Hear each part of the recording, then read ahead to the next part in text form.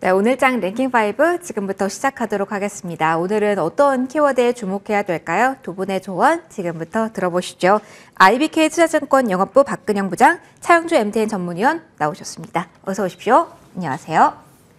자, 오늘도 이야기 빠르게 시작해 보도록 하겠습니다. 오늘은 어떤 이슈가 올라와 있을까요?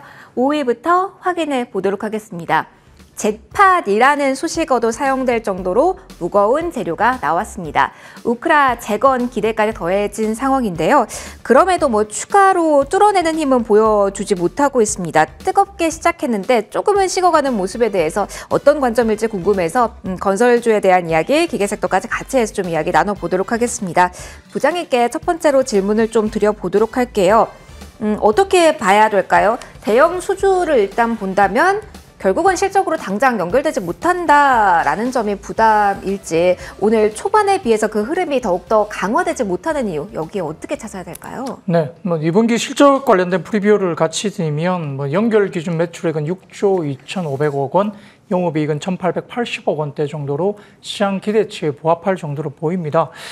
특히 지금 근본에 카타르 2배가 LNG 제외하고는 특별히 수주를 실패한 프로젝트가 없기 때문에 입찰이 진행된 파이프라인이 증가했다는 점에 주목을 하면서 해외 쪽 수주에 대한 모멘텀은 여전히 강력한 것으로 보입니다. 현대건설은 별도 기준 5조 7천억의 해외 수주 목표를 제시했는데 오늘 계약이 공시된 아미럴 컴플렉스 관련된 그 패키지 1, 4 수주 금액의 약 6조 5천억, 그리고 자회사와 지분 조정을 한다면 최종 3조 3천억 정도 규모인데요. 순차적으로 입찰이 진행 중인 사우디의 네옴시티 스파인박스 터널 프로젝트라든지 사우디 아람코가 제한 입찰 형태로 발주 중인 유프라, 그다음에 프레이즈 2, 패키지 2, 그다음에 페더 힐 등의 가스 등에 대한 파이프라인 감안한다면 연간으로 가장 우수한 해외 쪽의 수주 모멘텀을 갖고 있는 건설주가 현대건설일 수 있습니다. 근데 문제는 국내 주택 사업에 의미 있는 원가율 계산이 좀 힘든 것으로 하고 있고요. 의미 있는 어떤 이익 성장은 상당히 국내 주택 부분이 역시나 제한적이기 때문에 해외 수준 모멘텀 하나 가지고 이익단에 대한 어떤 퀀텀 점프가 좀 이루어지기 힘들죠. 상반기 해외 수준은 3조 4천억 정도로 지속적으로 증가하고 있는 모습이고요. 입찰 파이프라인 감안한다면 연간 목표인 5조 8천억의 초과 달성은 일단 무난하다고 볼 수는 있겠습니다. 다만 전체적으로 연간에 대한 이익단에 대한 부분들이 업사이드가 생기지 않은 부분들은 국내 주택 부분에 대한 입찰에 대한 여러 가지 제한 부분이 있고요. 전반기에 목표했던 여러 가지 입찰 관련된 주택 경기에 관련된 부분에서 이 수주나 이런 것들이 굉장히 좀 처지고 있는 부분이기 때문에, 그리고 최근에 어떤 공사비 상향 조정으로 인해서 일반 그 건설주들이 상당히 지금은 오히려 입찰을 포기하거나 수주를 포기하거나 이런 사태가 많이 나타납니다. 일간 들어서 지금 부산의 모 해운대 쪽에 바로 바닷가 앞쪽에 있긴 하지만 모 건설사가 지금 부산에서 재건축 관련된 부분에서 지금 평당 1,000만 원 가까이 부르고 있거든요. 네. 2, 3년 전에 대비해서 2배 정도 가격이기 때문에 공사비를 이렇게 감당할 수 있을지 모르겠고요. 더군다나 지금 금리 수준까지 굉장히 높은 상황에서 부동산 경기가 좋지 못하기 때문에 신규 주택 부분에 대한 어떤 새로운 부분들이 상당히 어렵게 진행되고 있다는 부분들이 결국은 주가가 올라갔을 때 윗골을 달고 좀 두드려 맞는 모습이 아닐까 싶습니다. 넘어야 될 산이 많네요. 리스크 요인도 많이 있기 때문에 어려운 상황이 좀 이어지고 있는 것 같습니다. 그러면은 좀 넓게 좀 생각을 해보죠. 위원님께 다음 질문 좀 드려보도록 할게요. 일전에 여러 번 건설주를 저희가 커버했을 때 사이즈가 큰 대형 건설사에 대해서는 그래도 긍정적인 시각을 가져도 된다라는 이야기를 해주셨잖아요. 해외 수주 모멘텀도 이야기를 해주셨고요. 근데 이게 좀 우려스러우실 것 같아요. 현대건설이 이렇게 초대형 수주 모멘텀에도 윗꼬리가 달린다면 대형 건설사 해외 보고 괜찮을까에 대한 고민을 하실 것 같거든요. 그 점은 어떻게 저희 생각을 해봐야 될까요?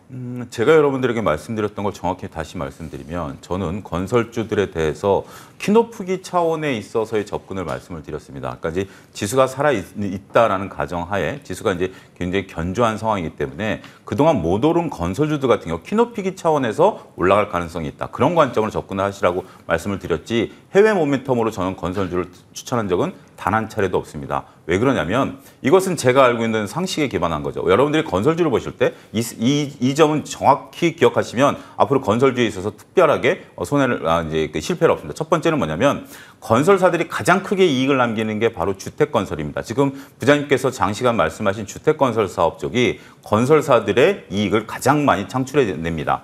건설사들은 또 공공건설도 합니다. 근데 공공건설은 조달청 입찰 단가가 있기 때문에 이익을 크게 내기는 어렵죠. 하지만 건설사들이 일감을 소화해 내기에는 중요한 거고 향후 수주 모멘텀이 되기 때문에 공걸 입찰하는 거죠. 해외 입찰에 대해서는 건설사들은 이익을 낼지 안 낼지 전혀 모릅니다. 왜 제가 전혀라는 단어에 강조를 했냐라면 과거 우리는 해외 건설에서 막대하게 손실을 본 경험들이 몇 차례 있습니다. 최근에 대표적인 게 하나건설이죠. 비상장 회사이긴 합니다만 우리가 이제 2013년에 6조의 이라크 신도시 건설을 수주한 이후에 8천억의 손실을 지금 확정한 상태에서 포기를 해버렸죠. 중간에 50% 정도 상황에서. 자, 해외 건설과 관련해서는 우리가 이제 수주 모멘텀은 굉장히 우리한테는 좋은 거죠. 단위가 벌써 다르기 때문에. 하지만 해외 건설은 두 가지 전제 조건이 있습니다. 하나는 글로벌 입찰이 들어가기 때문에 한 기업이 이익을 막대하게 구가하기가 굉장히 어렵다라는 거죠. 우리가 주택건설, 국내 주택건설에서 이익을 내는 이유 중에 하나는 우리가 몇몇 정부에서 주택의 원가 공개를 이제 하려고 했었습니다만 건설사들이 그걸 안 하고 있죠. 여러분들 지금 최근에 분양된 아파트의 원가를 아십니까? 전혀 모르죠. 그런 상태지만 해외 같은 경우는 원가 계산이 정확히 나옵니다. 모든 전 세계 건설사들이 따라붙기 때문에 그런 상태에서 환율이라든지 원자재의 조그만 변화가 생겨도 우리나라 기업들이 이익을 내기 어려운 구조라는 거죠.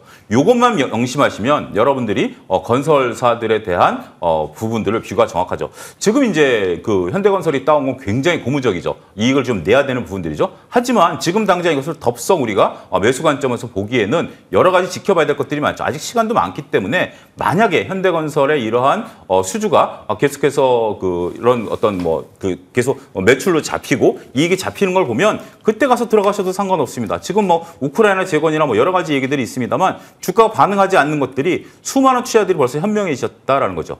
자, 여담입니다만 현대건설이 이번에 수주한 것을 되면 우리나라 석유화학 업체한테는 장기적으로 악재가 됩니다. 우리랑 똑같은 사업을 드디어 이제 중동이 하는 거죠. 무슨 얘기냐면 우리는 중동으로부터 원유를 수입해 와서 우리가 이제 이것을 가공해서 에틸렌을 만들 다음에 이게 이제 산업의 쌀을 만들어내는 거 아니겠습니까?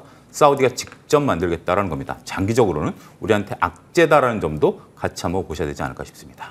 그러면 정말 순수 정유 보시고 관련주를 들고 계신 분들은 어느 정도의 조치에 서서히 준비하셔야 된다는 조언 함께 해주시는 걸까요? 정유요? 네. 정유와 화학은 구분해야죠. 화학이요? 예. 그러니까 정유주들하고 화학주들은 구분하셔야 되는데 일단 화학은 두 가지 악재입니다. 단기적으로는 중국발 모멘텀이 좀 줄어들었다라는 거고요. 두 번째는 장기적으로 현재 지금 우리가 이제 UAE나 아니면 여기 그 사우디나 이런 쪽들이 포스트 석유를 위해서 이것을 건설하기 시작했고 우리나라 이제 삼성 엔지니어링, DLENC, 현대건설이 글로벌 기술력을 갖고 있기 때문에 거기서 지금 막대하게 수주를 받고 공사를 하고 있지만 잠재적으로 한 10년 이상 되면 우리한테는 경쟁사들이 생기고 있다는 것도 명심하셔야 될 것 같습니다. 긴 길을 멀리 보고 대응해야 되는 주식시장이기 때문에 어떠한 포인트를 봐야 되는지에 대한 추가적인 조언까지 얻어봤습니다. 그리고 조금은 긍정적인 포인트 좀 얻어가도록 하죠. 4위로 바로 넘어가도록 할게요. 4위에선 저희 반도체에 대한 이야기를 다시 한번 해보도록 하겠습니다. 오늘은 사이즈가 큰 종목 말고 소부장단에서 특히 호공정 쪽에 조금 더 포커스를 맞춰서 이야기를 시작해 볼까 합니다. 첫 번째로 질문 좀 부장님께 드려볼게요. 부장님, 일본의 국부펀드가 반도체 핵심 소재 1위 기업인 JSR을 매수 추진한다라는 뉴스가 나왔던데 네. 이 뉴스와 연결고리 지어서 호공정이 움직이는 걸까요? 오늘 특별히 이쪽이 강한 이유 그리고 추가적으로도 기대해도 되는지 이 점 궁금하네요. 네, 실제적으로 지금 일군 국부펀드인 산업혁신투자기구라서 JIC라고 있는데 JSR 공개 매수하고 상장 폐지를 추진한다는 이슈가 나오면서 국내 소부장 가운데 이와 관련된 종목들이 움직이고 있죠. JSR은 감광성 재료인 포토레지스트 1위 업체로 알려져 있습니다. 그러다 보니까 금일 같은 경우는 역시 이제 동진 세미캠 이런 종목들 비롯해서 네. 관련된 종목들이 움직이는데요. 역시 이게 2019년 일본이 수출 규제를 단행했던 핵심 소재 중에 하나로 알려져 있기 때문에 이와 관련된 종목들이 역시 민감하게 움직이고 있는 모습입니다. 그래서 국산화 이슈가 좀 부각될 수 있는 가능성은 있다고 보이고요. 근데 이제 다만 반도체 소부장이 이것만 가지고 지금 최근에 주가가 움직이는 건 아닙니다. 역시 이제 HBM이라는 어떤 그런 큰 틀에서 일단 주가들이 움직이고 있는데 사실 SK하이닉스 같은 경우도 HBM과 DDR5 관련된 고부가 가치 산업들이 서서히 이제 증가하기 시작하면서 삼성전자를 비롯한 SK하이닉스의 목표 주가 상향 조정이 계속 나오고 있죠. 적자 폭이 많이 줄어들 걸로 보입니다. 2분기가 의외로 생각보다 적자가 좀 많이 줄어들면 어닝에 대한 기대치가 좀 높아진다는 부분인데 사실 뭐 하이닉스 같은 경우는 바닥권에서 한 50% 가까이 주가가 올랐죠. 삼성전자는 거기에 못 미치긴 하지만 꽤나 올라왔습니다. 그러다 보니까 아니 이렇게 적자가 나는데 어떻게 주가들이 이렇게 오르지라고 생각하기 때문에 일부 좀 파신 고객도 있을 수 있고 그다음에 또 더 가기에 대한 부분에 대해서 부담스럽다. 라고 생각하실 부분이 분명히 있을 것 같긴 합니다. 근데 이제 우리가 이제 GPU나 CPU 옆에 붙이는 게 HBM이나 DDR5로 보시면 되는데 이게 가격 단위 기존의 DDR4보다 한 5배에서 7배 정도 비쌉니다. 그래서 이런 부분들에 대한 물량들 서서히 좀 많이 올라오는 것 같고 더군다나 지금 D램 같은 경우는 DDR5나 이런 HBM이 현재로서는 24년 정도에는 쇼티지가 날 걸로 보입니다. DDR5 관련된 기대감이 여전히 높아지는 국면에서 여기에 대한 비중이 50%까지 올라올 것으로 보이고 아까 말씀드렸던 DDR4 관련된 부분들에 비해서 가격이 5배에서 7배 정도 비싸기 때문에 평균 판매 단가에 대한 D램 가격들이 단가 기준으로 본다면 평균적으로 올라가는 모습이 2분기부터는 보일 걸로 보이고요. 재고 수준도 2분기 정도부터는 피크를 찍고 어느 정도 재고 소진이 이제 됐다라고 이야기되면서 재고가 좀 빠지는 것으로 시장에서는 추정을 하는 것 같습니다. 그래서 지금 평균적으로 봤을 때는 2분기 삼성전자나 하이닉스의 등 비트그로스 그러니까 출하량의 추이가 감산을 하고 있는데 출하량이 늘고 있는 모습이 보입니다. 일부 수요가 들어온다는 부분인데요. 전방 빌드 수요가 많이 늘어나는 건 아니지만 가격 저점 인식에 따른 가수요가 지금 발생하고 있는 걸로 보입니다. 특히 모듈 하우스가 최근에 수요를 발생시키고 있는 것으로 보이는 상황이고 중화권 모바일사라든지 PC사들도 지금 구매를 증가한 것으로 이야기되고 있어서 아마 비트그로스 기준으로 봤을 때는 삼성전자나 하이닉스가 2분기에 좀 더 증가할 것으로 보이고 있고 특히 이제 삼성전자 같은 경우는 지금 이야기가 나오는 게 1분기 대비해서 지금 2분기가 실적이 지금 굉장히 중요한데요. 2분기 지금 추정치가 시장에서는 한 1,700억, 1,800억 정도 영업이익을 추정하고 있는데 KB증권에서는 이번에 2분기 영업이익 추정치를 9천억대로 추정을 하면서 기존의 가이던스 대비 5배 이상 지금 추정치를 올렸습니다.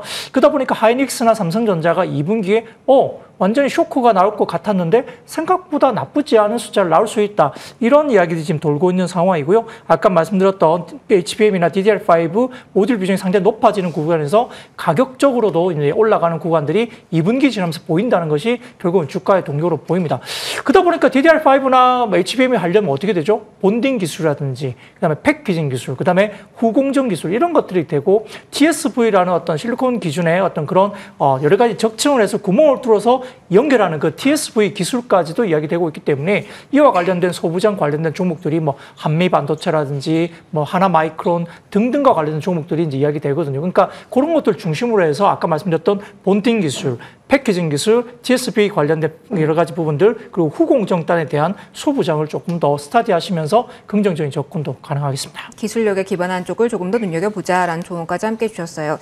일본발 이슈 위원님께도 질문 드려볼게요. 한편으로는 그래서 후공 쪽에 관심이 갔다라고는 하지만 일본이 반도체 재건에 속도를 내고 있고 어떻게 보면 반도체 패권을 노린 게 아닌가라는 생각도 들어서 이 부분에 대해서 리스크 요인은 없는지 그 부분도 함께 점검을 좀 받아보고 싶네요.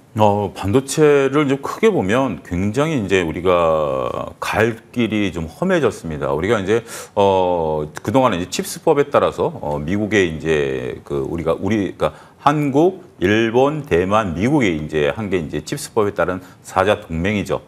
일단 우리나라 같은 경우 메모리에 이제 강자이고, 그다음에 설계라든지 이런 원천 기술은 일본과 미국이 가지고 있고, 그다음에 이제 시스템 쪽에서는 TSMC가 되니까 넷이 손을 잡으면 정말 반도체 시장을 석권할 가능성이 크다라는 게 첫 번째 시각이었죠. 하지만 지금 시간을 흐르면서 우리나라도 이제 반도체를 이제 활성화시키려는 반도체 지원법을 만들었습니다만 일본도 다시 옛날의 영광을 찾자. 우리가 이제 메모리의 강자가 된 게 1990년대, 2000년대에 그때 당시만 하더라도 뭐 일본 기업과 미국 기업이 반도체 강자였었죠. 그렇지만 우리가 이제 소위 치킨 게임에서 승리한 거 아니겠습니까? 그런데 일본은 이제 그런 원천 기술을 바탕으로 해서 이제 다시 활로를 찾는 거죠. 유럽 같은 경우도 지금 이제 만만치 않죠. 인텔이 이제 유럽에 투자하겠다라는 선언을 했죠. 그런 부분들 보면 그리고 이제 중국도 가만히 있지 않죠. 지금 이제 대만에서 나온 자료를 보면 향후 5년 내에 중국의 반도체에 대한 성장 가능성은 굉장히 높게 지고 있습니다. 최근 5년 동안 전 세계에서 반도체 관련 논문을 가장 많이 쏟아내고 있는 게 중국이고요. 이건 결국 중국의 기술 발전으로 갈 수 있는 거죠. 긴 시야로 가면 이 속에서 정말 우리나라 삼성전자나 SK하이닉스, 특히 이제 삼성전자가 잘 이 부분을 헤쳐나가리라고 믿고는 있습니다만 그냥 무조건 고속도로가 깔려 있다라고 생각하시면 약간의 조금 방향이 틀려질 수 있다라는 거죠. 자, 두 번째는 최근에 후공정들이 강합니다. 이제 후공정들이라는 것은 앞서 부장님 말씀하신 것처럼 이제 반도체는 크게 전공정과 후공정으로 이제 나눠지는데요. 전공정이라는 것은 우리 실리콘 웨이퍼에다가 소위 말하는 칩을 입히는 과정이죠. 후공정은 이제 그것을 포장하는 단계다라고 약간 다르긴 하지만 그냥 편하게 말씀드릴게요. 근데 포장 단계에서 이 칩들을 병렬로 쌓거나 여러 단을 쌓거나 여러 개를 연결하거나 할 수 있는 것이 후공정 단에 있습니다. 그러니까 이제 전공정이라고 한다라면 실리콘 웨이퍼에다가 거기다가 이제 노광 장비로 기술을 입히고 하는 거지만 이것을 실질적으로 구현하게 해주는 것이 후공정 단계거든요. 근데 지금 이제 부장님 잘 말씀하신 것처럼 이제 고성능 반도체에는 이 후공정이 들어가는 거죠.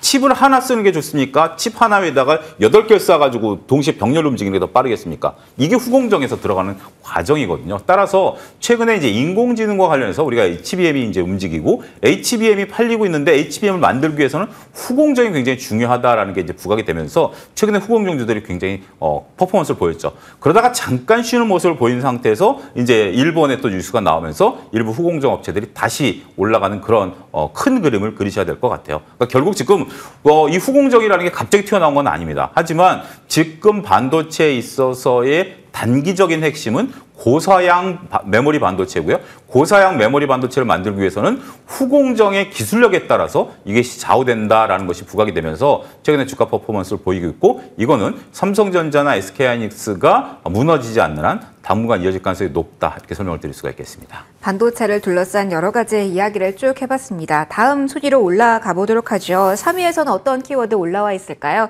오늘 좀 굵직굵직한 재료들이 많이 올라와 있습니다.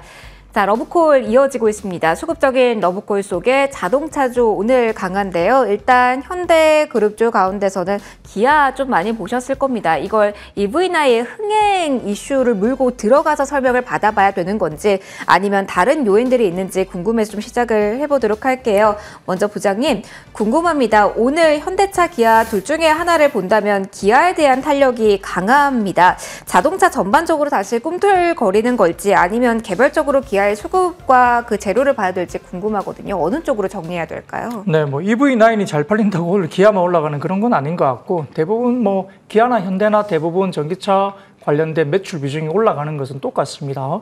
그래서 그런 부분들은 다 이제 긍정적이고요. PER 기준을 봤을 때 뭐 현대, 기아나 다 5배 정도 순이기 때문에 사실은 실적에 대한 피크아웃 논란이 계속적으로 있었죠. 1분기가 워낙 좋았습니다.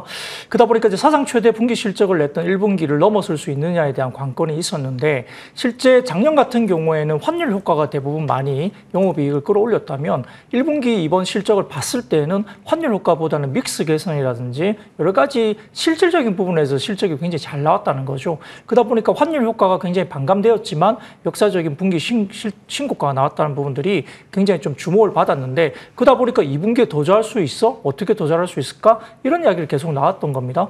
영업이익 기준으로 본다면 1분기 대비 2분기가 현대차나 기아가 훨씬 더 좋을 걸로 보입니다. 그래서 아마 국내 상장사 중에 이 기준을 봤을 때는 뭐 삼성전자나 하이닉스를 제치고 현대차와 기아가 아마 1, 2위를 영업이익 기준으로 가장 많이 돈을 버는 회사가 될 것 같습니다.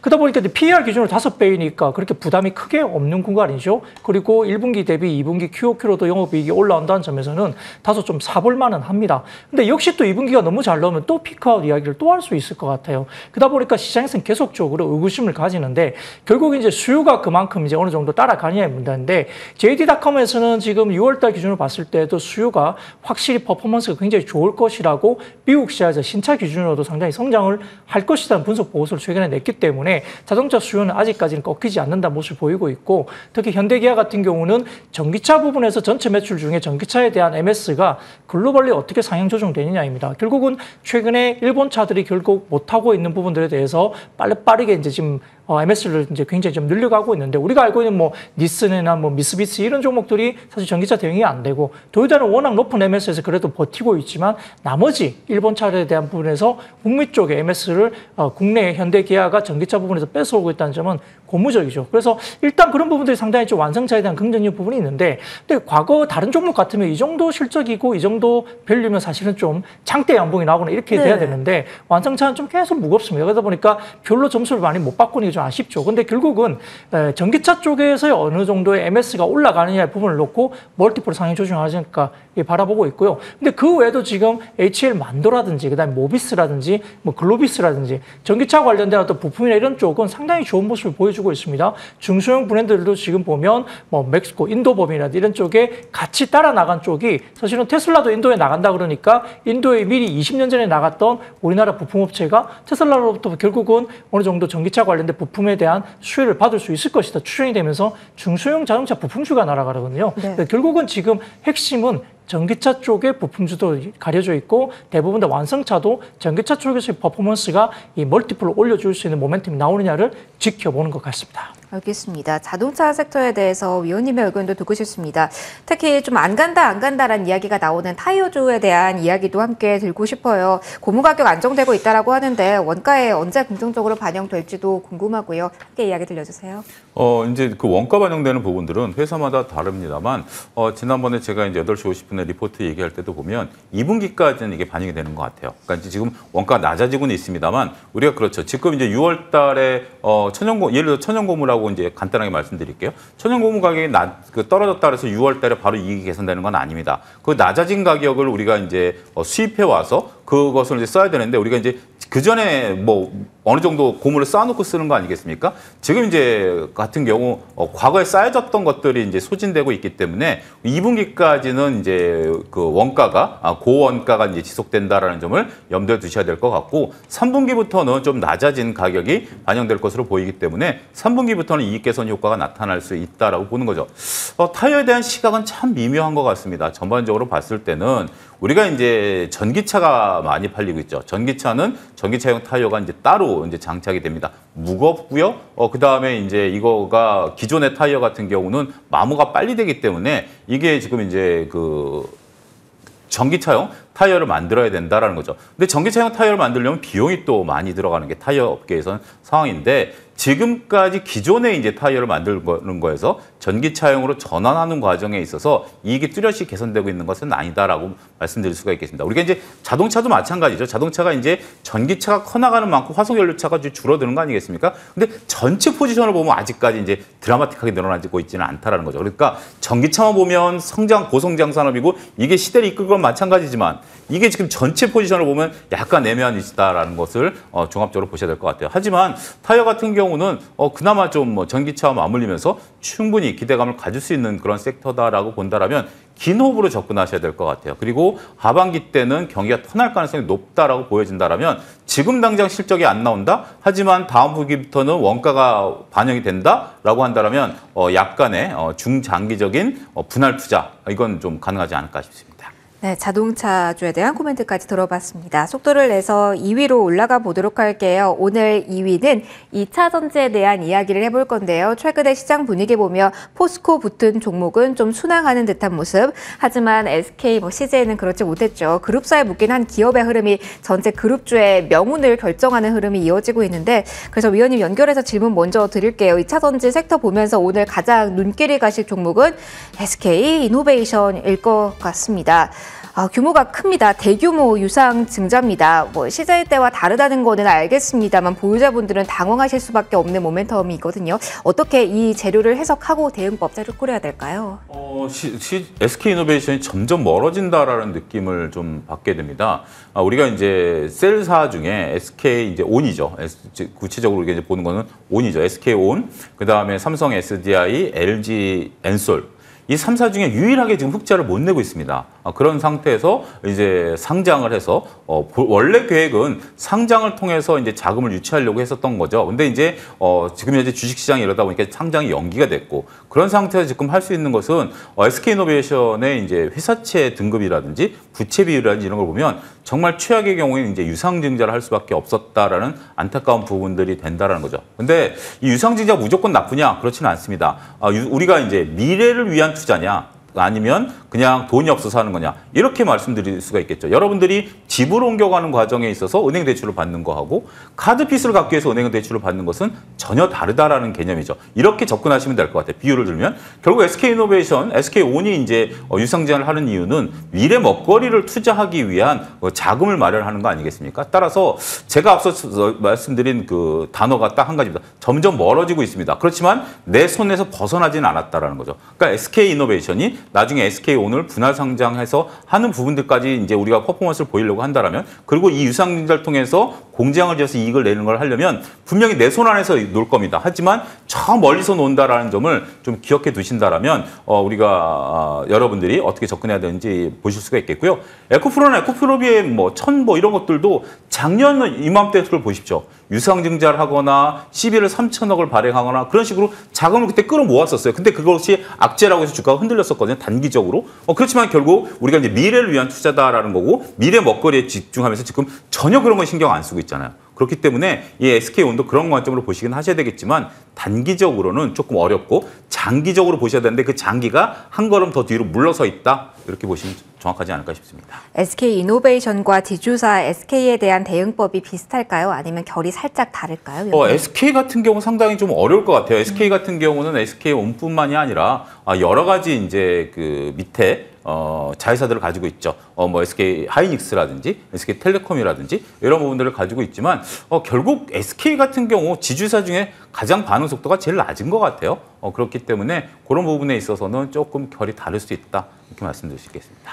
2차 전지 내에서 가장 핵심이 되고 있는 종목들에 대해서 설명을 좀 받아봤습니다. 바로 오늘 좀 넘어가도록 할게요. 1위 이야기를 좀 해보도록 할 텐데요. 1위는 신재생 에너지에 대한 이야기를 해볼 거고요. 이 이야기는 부장님과 풀어가 보도록 하겠습니다. 신재생 안에서 오늘 개별 종목으로 좀 이야기를 해볼까 합니다. 섹터 전반에 어우르는 재료가 아니라 CS 윈드부터 좀 점검을 좀 받아보려고 합니다. 지멘스 에너지의 부품 불량률이 급증했다라는 이야기가 나오면서 여기까지 좀 타격은 이어지는데 그런데도 밑꼬리가 길게 달린 상황 그리고 오히려 이게 기회가 될 수 있다라는 이야기도 함께 나오고 있어서 좀 조언을 받고 싶거든요. 이건 어떻게 봐야 될까요? 네, 자회사인 시멘스 가맹사 관련된 폭력 터빈 제작사의 부품 결합 관련된 이슈가 있었죠. 손실이 10억 유로를 상회할 것으로 전망됐습니다. 그러다 보니까 3분기 공시에 발표될 예정이고 아마 지난주 금요일 날 관련된 종목이 주가가 37%나 급락 사태가 나타났습니다.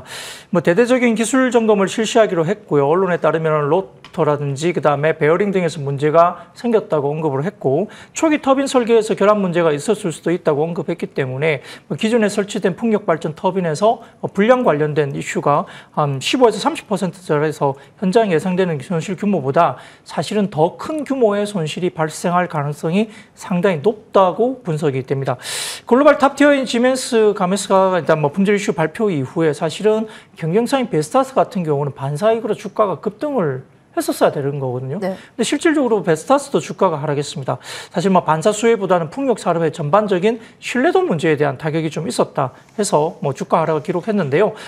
풍력 밸류체인 전반으로 품질 점검이 좀 더 이슈화되거나 확산될 가능성이 높습니다. 그러다 보니까 기본적으로 손실 발생이나 사업 지연 가능성이나 이런 것들이 우려가 있기 때문에 투자자들의 신뢰 회복에 대한 부분에서 다소 좀 밸류에이션 하방 압력을 받을 가능성이 있습니다.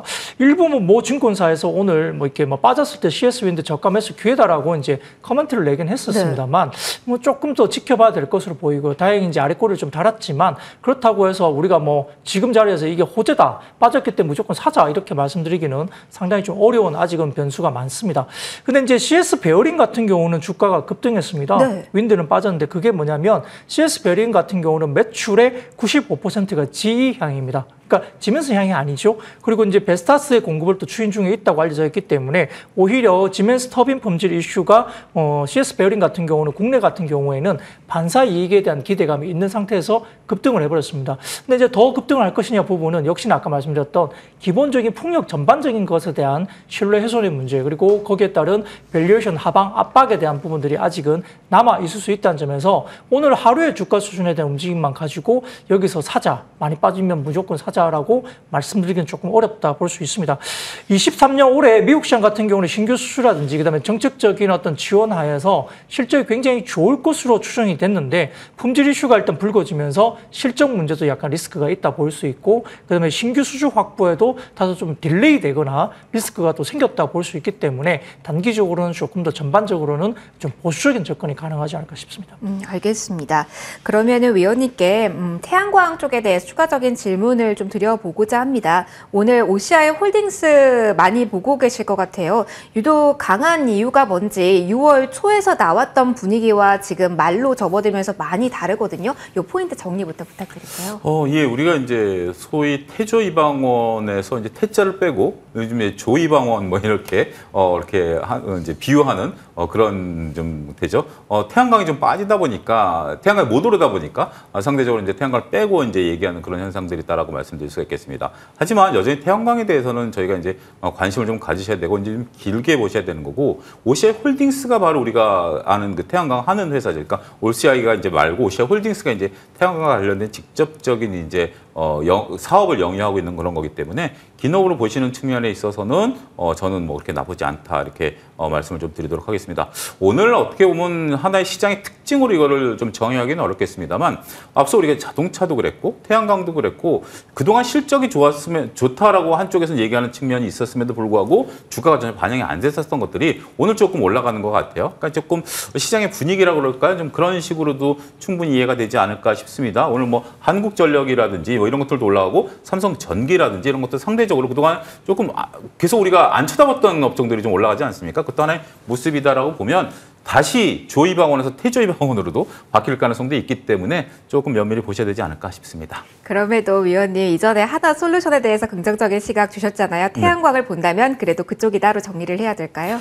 지금 이제 아무래도 미국 쪽을 보게 된다라면 하나솔루션이 대장이죠. 그리고 상대적으로 이제 OCI 같은 경우도 또 하나의 이제 뒤에 따라오는 모습들이지만 여전히 미국 쪽의 태양광과 관련해서 보려면 하나솔루션을 중장기적으로 보시는 것에 대한 시각은 변함이 없다라고 좀 말씀드렸고 또 한 가지 제가 이제 한화그룹 얘기를 하면 현대 글로비스도 한번 계속해서 MTN에서 말씀을 좀 드려왔습니다. 그러니까 결국 이제 어떻게 보면 경영권과 관련된 그런 부분들을 보면 이렇게 또 퍼포먼스를 보이기 때문에 종합적으로 같이 보실 필요가 있지 않을까 싶습니다. 알겠습니다. 이렇게 말씀 정리하면서 올장 랭킹5 마무리하도록 할게요. IBK 투자증권 영업부 박근영 부장, 차영주 MTN 전문위원 두 분과 함께 소중한 말씀 들어봤습니다. 고맙습니다.